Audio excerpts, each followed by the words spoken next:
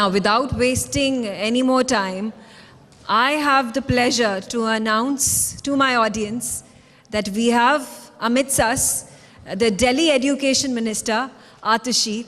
It's my fortune to invite her on the stage. And my senior executive editor, Priya Sehgal, is going to be interviewing her. Over to you, Priya.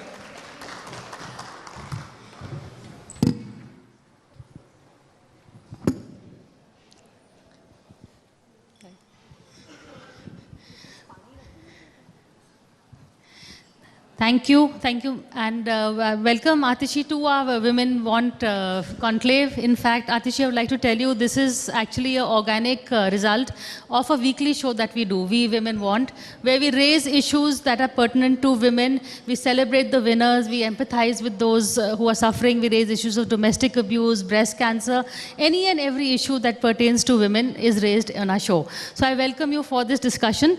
But today we are celebrating Aatishi, not just a woman, because she is the only woman minister in the Aam Aadmi Party government, but also for her achievements, all that she's done and she continues to do, especially for Delhi. But my first question, Aatishi, is what took so long for the Aam Aadmi Party to finally appoint, not just a woman, but to finally appoint someone as capable as you in the ministry? Dekhiye, if you were to look at not just women in politics,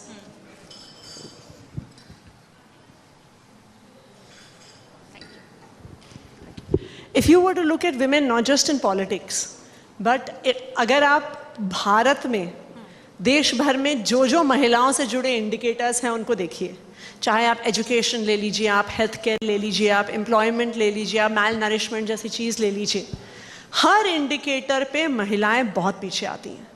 आप simple women's participation in the workforce लीजिए, in India सिर्फ 20% महिलाएं घर से निकल के काम करती हैं. दुनिया भर के देशों में ये 50% के आसपास है. हमारे नेबरिंग कंट्रीज़ में, जिनको हम आपसे बहुत पिछड़ा हुआ मानते हैं, श्रीलंका, बांग्लादेश, उनमें भी 35% के आसपास है. आज भारत में जो बच्चे स्कूल से, प्राइमरी स्कूल के बाद ड्रॉप आउट करते हैं, उसमें से 80% लड़कियां होती हैं. आज आप देखिए 20% हमारे देश में महिलाएं मैल नरिश्ड हैं. आज अगर आप एम्प्लॉयमेंट में देखिए तो महिलाएं पुरुषों से बहुत पीछे. हेल्थ केयर में the number of women who are able to access health care, have the financial resources to get the treatment they need is 40 percentage points below the men in this country.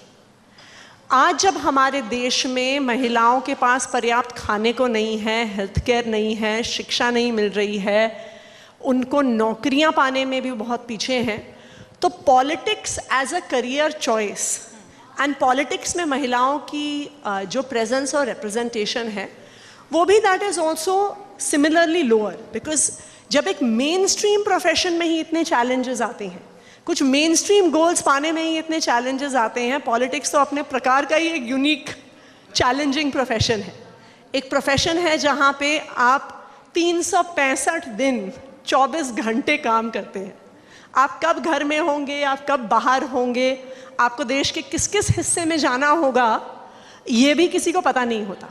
So definitely politics में महिलाओं की representation लो है, और उस लो representation को आगे हमें बढ़ाना भी है, वो भी ज़रूरी है. पर मुझे लगता है कि पॉलिटिक्स का जो सबसे बड़ा मकसद होना चाहिए, या किसी भी मंत्री का, चाहे वो पुरुष हो चाहे वो महिला हो, उसका मकसद ये होना चाहिए कि हम हर महिला को, हर लड़की को अच्छी शिक्षा दे पाएँ. हम ये इंश्योर कर पाएँ कि हम ऐसी सरकार चलाएं कि इस देश में महिलाओं में कुपोषण ना हो, कि इस देश की महिलाओं को स्वास्थ्य की सुविधा मिले, इस देश में महिलाओं को, किसी लड़की को ये ना बोला जाए कि तुम्हारा कॉलेज बहुत दूर है, खर्चा बहुत ज़्यादा है, इसलिए तुम घर से बैठ के ओपन स्कूलिंग कर लो, तुम्हारे भाई को हम कॉलेज में भेजेंगे.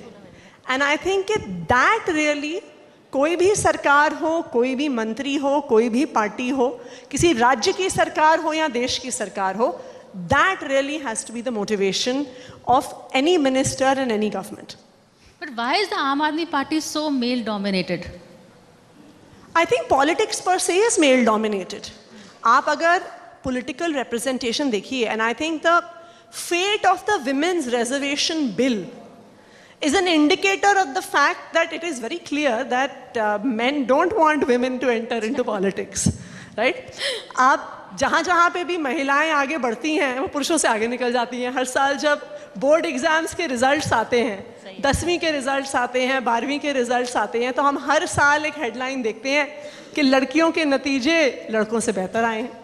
तो जो एक किसी भी फील्ड में जब कोई भी थोड़ा पिछड़ा हुआ समाज हो, चाहे, and it's not just women, आप चाहे महिलाएं देखिए, आप दलित समाज को देखिए, आप आदिवासियों को देखिए, आपको किसी को भी आगे लाने के लिए सपोर्ट तो करना पड़ेगा। And this is the reason that अगर आप पर्सनली मुझसे पूछिएगा तो मुझे लगता है कि अगर हमें ज़्यादा महिलाओं को राजनीति में लाना है तो जिस तरह से विमेंस रिजर्वेशन पंचायतों में होता है, जिस तरह से महिलाओं के लिए रिजर्वेशन म्यूनिसिपैलिटीज़ में होता है, ये हमारे स्टेट्स की विधानसभाओं में भी और देश के संसद में भी होना ज़रूरी है। देखिए, आपके बारे में सब जानते हैं, आपने एजुकेशन में बहुत काम किया है। इनफैक्ट जो दिल्ली एजुकेशन मॉडल है उसमें आपका भी बहुत योगदान है। एज अ कंसल्टेंट आप एडवाइज़र भी रही हैं।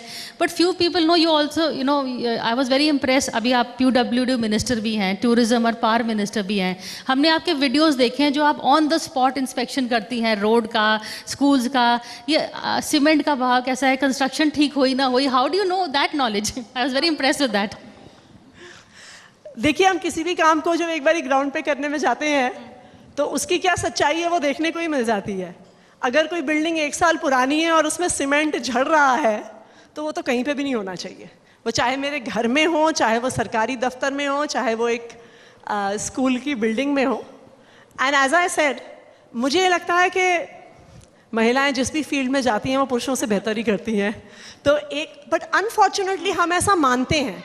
अगर आप पॉलिटिकली भी देखिए, someone was I think sharing with me that in Delhi, apart from the time when Sheila Dikshit as chief minister held the PWD charge for some time, Delhi has never had a woman PWD minister, because ऐसा माना जाता है कि कुछ चीज़ों को पुरुषों को जिम्मेदारी दी जाती है। ऐसा माना जाता है कि कुछ फील्ड्स में वो ज़्यादा बेहतर होते हैं। बट आई थिंक महिलाएं जहाँ पे भी जाती हैं आगे बढ़ती हैं और अच्छा परफॉर्म करती हैं। On that note, but actually हमारे शो में भी one theme comes out very clearly that actually people are looking to hire women more also because women are best at multitasking. हम घर भी संभाल सकते हैं, हम ऑफिस भी संभाल सकते हैं, we can go and check out construction sites also. So I think they राय दुरुस्त है। I think आम Aadmi party should have included you earlier. पर अभी जो थोड़ा सा I want to talk to you about जो अभी हाल में चल रहा है, the opposition politics. We are seeing for the first time opposition एकजुट हो रहा है, पर एकजुट हो रहा है on the case of Rahul Gandhi का डिस्क्वालिफिकेशन। जब मनीष सिसोदिया जेल गए थे, कांग्रेस ने आपको समर्थन नहीं किया था, काफ़ी टाइम लगा था उनको बोलने के लिए। पहले तो Ajay Maken and Delhi leaders opposed it. So how do you see this समर्थन कमिंग टुगेदर? देखिए, मुझे ये लगता है कि अब मैं किसी और पार्टी की तरफ से तो बोल नहीं सकती। मैं ये तो आपको किसी कांग्रेस के नेता से पूछना पड़ेगा कि क्यों सामने आकर उन्होंने जिस प्रकार से, और ये सिर्फ हम नहीं कह रहे, ये पूरा देश कह रहा है। इंटरेस्टिंगली अभी कुछ समय पहले दिल्ली के सरकारी स्कूलों को देखने के लिए कुछ फॉरेन डेलीगेशंस आए थे। Recently, some of them got in touch with us once they found out that Manish Sisodia ji has been arrested. They said, आप हमें कहिए, हम इंटरनेशनल प्रेस में भी इसके बारे में लिखेंगे कि किस तरह से फॉल्स चार्जेस पे एक इतने बड़े एजुकेशन रिफॉर्मर को जेल में डाला गया है। लेकिन कांग्रेस सामने क्यों नहीं आई, इसका जवाब तो कांग्रेस वाले देंगे। हमें क्या लगता है? हमें ये लगता है कि as Aam Aadmi Party we are very clear that आज अगर आप देखिए जो इस देश में हो रहा है, एक एक करके हर विपक्ष के पार्टी, हर विपक्ष के नेता पे केस हो रहे हैं। और एक पूरा SOP है, एक स्टैंडर्ड ऑपरेटिंग प्रोसीजर है कि कोई विपक्ष का नेता होगा, उस पर आरोप लगाए जाएंगे, उस पर CBI और ED की रेड्स होंगी, फिर उसको ऑफर किया जाएगा कि आप भारतीय जनता पार्टी में आ जाइए। अगर वो भारतीय जनता पार्टी में आ जाते हैं, फिर वो भारतीय जनता पार्टी की वॉशिंग मशीन में धुल जाते हैं और चमकते हुए साफ निकल आते हैं। जैसे आप उदाहरण के तौर पे देखिए, हेमंत बिस्व शर्मा, उनके भ्रष्टाचार के खिलाफ एक ज़माना ऐसा था कि भारतीय जनता पार्टी बुकलेट छापती थी। फिर हेमंत बिस्व शर्मा जी भारतीय जनता पार्टी में आ गए, उसके बाद CBI की रेड खत्म, ED की रेड खत्म, सारा भ्रष्टाचार खत्म, चमकते हुए साफ वो भारतीय जनता पार्टी की वॉशिंग मशीन से निकल के आए। पर अभी हाल में दूसरा केस मैं आपको ये बताती हूँ, शुभेंदु अधिकारी, उनके भ्रष्टाचार पे भारतीय जनता पार्टी ने पश्चिम बंगाल में 2-2 चुनाव लड़ डाले, फिर वो भारतीय जनता पार्टी में आ गए, उनकी वॉशिंग मशीन में धुल गए, सारे ईडी के केस खत्म, सारे सीबीआई के केस खत्म। मैं आज आपको दावे के साथ कह सकती हूं, अगर आज सत्येंद्र जैन और मनीष सिसोदिया भारतीय जनता पार्टी में चले जाएं, वो दोनों लोग जेल से निकल आएंगे बाहर और सीबीआई ईडी के सारे केसेस खत्म हो जाएंगे। सो आज ये पूरे देश में हो रहा है। देखिए, बहुत सारी ऐसी पार्टियां हैं, कांग्रेस को भी आप लीजिए, और भी पार्टियां हैं, हो सकता है कि हमारे उनसे वैचारिक मतभेद हो, लेकिन लोकतंत्र में तो वैचारिक मतभेद होने भी चाहिए कि लोकतंत्र में, एक डेमोक्रेसी में लोग अलग अलग विचार रखते हैं, उस विचार के आधार पे उनको लोग वोट देते हैं। लेकिन जब बाकी पार्टियों को, रूलिंग पार्टी के अलावा बाकी सारी पार्टियों को खत्म करने का प्रयास किया जाएगा, उस प्रयास का तो विरोध करना पड़ेगा। लेकिन मेरे ख्याल इनके आपके मतभेद वैचारिक इतने नहीं है जितने एम्बिशियस हैं, क्योंकि हर आदमी ऑपोजिशन में देख सोचता है, हर कैंडिडेट कि I will be the next prime minister. इसीलिए कोई आपका ऑपोजिशन यूनिटी नहीं हो रही। अरविंद केजरीवाल अपने आप को प्रधानमंत्री उम्मीदवार समझते हैं, राहुल गांधी समझते हैं, आपके TRS वाले समझते हैं, ममता बनर्जी। सो देन अगर सब अपने आप को प्रधानमंत्री उम्मीदवार समझते हैं, अब तो आम आदमी पार्टी नेशनल पार्टी भी हो गई है, उसके लिए I want to congratulate you. So then where will this all come across, सब इकट्ठे कैसे आएंगे कॉमन प्लेटफॉर्म पे, जब एम्बिशंस ही सबकी अलग अलग हैं? देखिए, मुझे लगता है कि आज जो लड़ाई हम लड़ रहे हैं, ये कोई लोकसभा के चुनाव की, 2024 की प्रधानमंत्री की लड़ाई नहीं है। आज जिस प्रकार से अलग अलग पार्टियां साथ आ रही हैं, वो इस देश के लोकतंत्र को बचाने की लड़ाई है। देखिए, हमने कांग्रेस के खिलाफ कई चुनाव लड़े हैं, हमने कई ऑपोजिशन पार्टियों के खिलाफ देश के अलग अलग हिस्सों में कई चुनाव लड़े हैं, और हम आगे भी लड़ेंगे। लेकिन हम ये भी मानते हैं कि अगर हम उनसे असहमत भी हैं, उनको एक पार्टी के तौर पे बने रहने का अधिकार तो है। हम चाहे उनका विरोध करें, हम चाहे उनके, अगर हमें लगता है उनकी कोई पॉलिसी गलत है, उन्होंने कोई भ्रष्टाचार किया है, हम सबसे पहले आके विरोध करेंगे, हम सबसे पहले उसके खिलाफ आके बोलेंगे।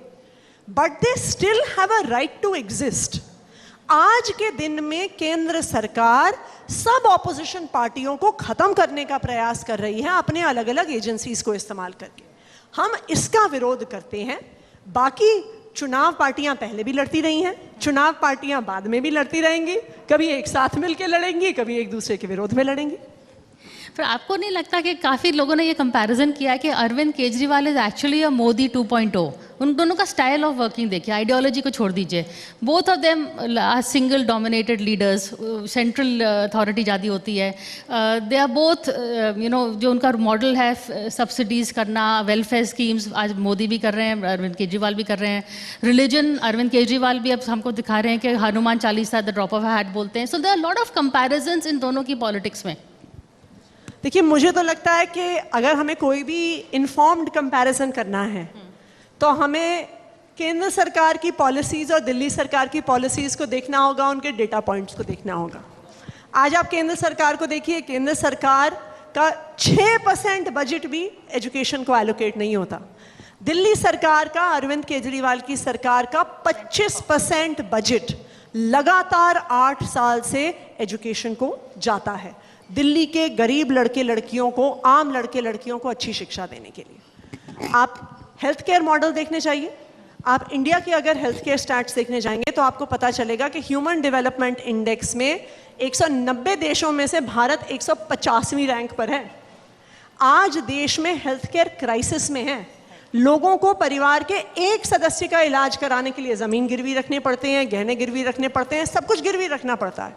आप दिल्ली में आइए, आप दिल्ली के मोहल्ला क्लिनिक देखिए, आप दिल्ली के हॉस्पिटल्स देखिए, आप दिल्ली में अगर आपका सड़क पर एक्सीडेंट हो जाए, आप चाहे किसी सरकारी हॉस्पिटल में जाइए, आप किसी प्राइवेट हॉस्पिटल में जाइए, आपका लाखों का इलाज हो, उसके लिए आपको एक पैसा नहीं देना पड़ेगा, सारा सरकार, दिल्ली सरकार देगी, अरविंद केजरीवाल की सरकार देगी। तो अगर हमें एक कंपैरिजन करना है अरविंद केजरीवाल और नरेंद्र मोदी जी में, तो हमें उनकी पॉलिसीज़ में कंपैरिजन करना पड़ेगा कि कौन बच्चों की शिक्षा को प्रायोरिटी देता है, कौन लोगों को, एक आम इंसान को सुविधाएं देने की प्रायोरिटी देता है, कौन लोगों को अच्छी हेल्थ केयर फैसिलिटीज देने की प्रायोरिटी देता है। स्टाइल ऑफ फंक्शनिंग पे लिमिट करें तो यू विल कंसीड कि थोड़ा है इनमें सिमिलैरिटी। उदाहरण के तौर पे क्या, मतलब क्या आपके हिसाब से, देखिए आप किसी भी man- लीडर को आप कैसे जज करेंगे? आप एक लीडर को जज करेंगे by the work that they do, right?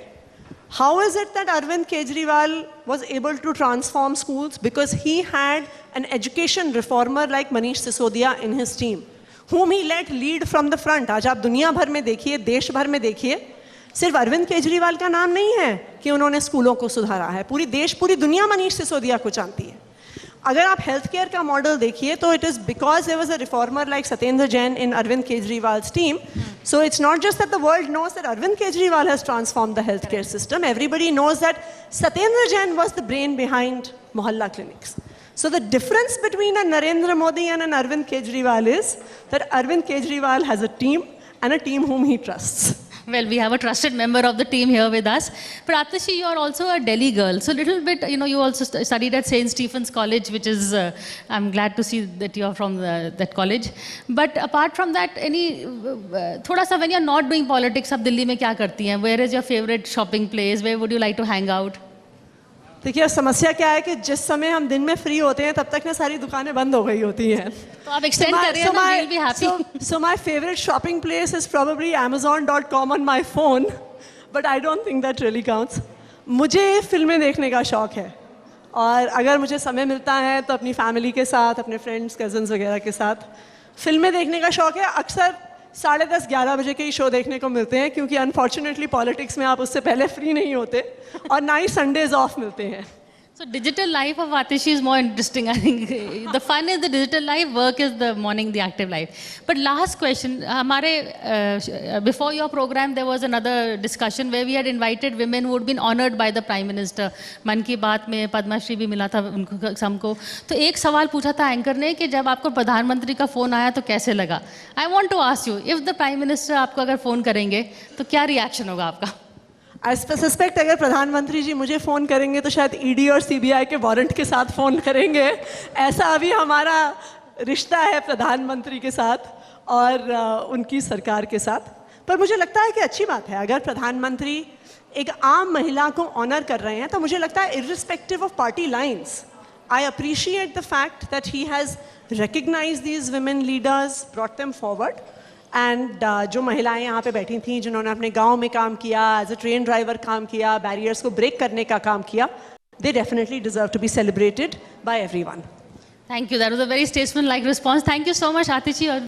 For more such videos, subscribe to the NewsX YouTube channel, hit the bell icon.